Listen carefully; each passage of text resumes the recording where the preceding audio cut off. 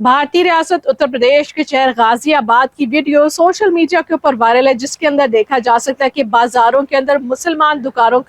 के अंदर जहां पर कसाब जो है वो चिकन बेच रहे थे, गोश्त बेच रहे थे, वहां पर हिंदुत्व का एक शख्स जो था, हिंदुत्व का एक लीडर पहुंचा और बाजारों के अंदर जो मुसलमानों की दुकानें थी वहां पर उनसे जाकर कहा कि आप लोगों ने अपनी दुकानें, अपना रोजगार, अपना व्यापार मंगल के दिन यानी कि ट्यूसडे वाले दिन अपनी दुकानें आप लोगों ने बंद करनी है। और अगर किसी मुसलमान दुकानदार ने अपनी चिकन की, कीमे की, मीट के गोश्त की, मांस की कोई भी दुकान खोली मंगल के रोज, तो मैं आकर उनका तमाम गोश्त निकाल कर उसको आग लगा दूंगा। और जिसके ऊपर इसने मौकिफ भी अपनाया हिंदुत्व के इस लीडर ने, और कहा कि दरअसल हम लोग श्री हनुमान के मानने वाले, श्री हनुमान जो उन्होंने सख्ती से कहा था कि मंगल के रोज जो है वो गोश्त और मांस नहीं खाया जाएगा। लेकिन भारत तो सेकुलर मुल्क है, भारत में जहाँ पर मुसलमानों की कोई बात नहीं की जाती, मुसलमानों को सिर्फ और सिर्फ दबाया जाता है, तो फिर ये कैसे हिंदू एक शख्स होकर, हिंदुत्व का लीडर होकर, हिंदुत्व की तवाना आवाज बनकर कैसे मुसलमानों को आकर टारगेट कर रहा है, उनकी दुकानों के ऊपर आकर उनको धमकियां दे रहा है कि अगर आप लोगों ने मंगल के रोज